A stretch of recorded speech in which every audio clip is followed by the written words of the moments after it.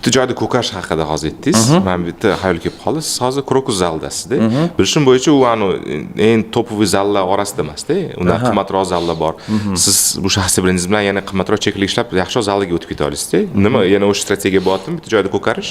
Qimmatroq zalda zo'r savol berdingiz. Rahmat shu savol uchun. Kasallik, semizlik odam tanlamaydi. Hamyonbop zaldaman deb hisoblayman o'zim. Agar qimmatroq zallardan tushib turibdi kontrakt, bu yoqqa ketsam, bir ikkita sharoiti yo'q odamlar umidsiz bo'lib qoladi.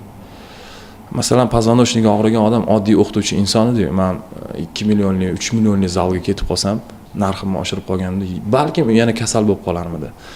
Bu birinchi masala. Ikkinchi masala Krokus Toshkentning yuragida, Drujbada, Narodov o'rtasida.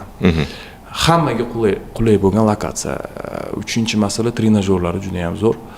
Общий masala bizni Umid Husanov bilan bir boshidan necha yillardan beri birgamiz. O'zimni komfortni sezaman. O'sha yerda komfortni sezilgan joyda yaxshi ijod qila oladi ijodkor. Men ijodkor hisoblayman o'zimni. Trener hisoblamayman. Ijodkor qaysiman unda? Menga kelgan shogirdlarim mendan ancha baquvvat bo'lishi mumkin. Faqat uni hissiyotiga, yuragiga to'g'ri ta'sir qila olishi. Yo'q, shunaqa yiri anuli bormi? Gap yirilikda emas. Ko'proq olib ketishida, oxirigacha olib ketishida. Yirik bolalar bir oyda ham qochib ketishi mumkin. Kurashadigan bolalar faqat unga tushuntirib berishim kerak, bu nima uchun kerakligini. Ijod qilib berishim kerak-da. Tushundingizmi? Misol uchun Gladiator filmini ko'rgan bo'lsangiz, nima uchun Gladiatorga mehr qo'yasiz? Даже Gladiator Russell mingan ot aravalarga mehr qo'yasiz-da, Gladiator mingan deb turib. Tushuntirib berganda uni xizmati nimaligini. Просто tak burchakda tursa qaramaysiz. Bu sportni ham tushuntirib bera olasiz, bitta erkakga nima kerakligini. Oilasiga boyagi mana bunaqa doktorga sarg'aymaysan deb turib keltirib berganingizdan keyin u haqiqatda o'zini uyg'ongan hisoblaydi, ketdi shu bilan.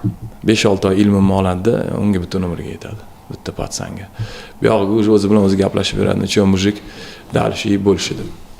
Ketadiganlar ketaveradi. Ketganlarga har doim gapiraman. Qaytib kelish uchun ketganing bilan tabriklayman deb.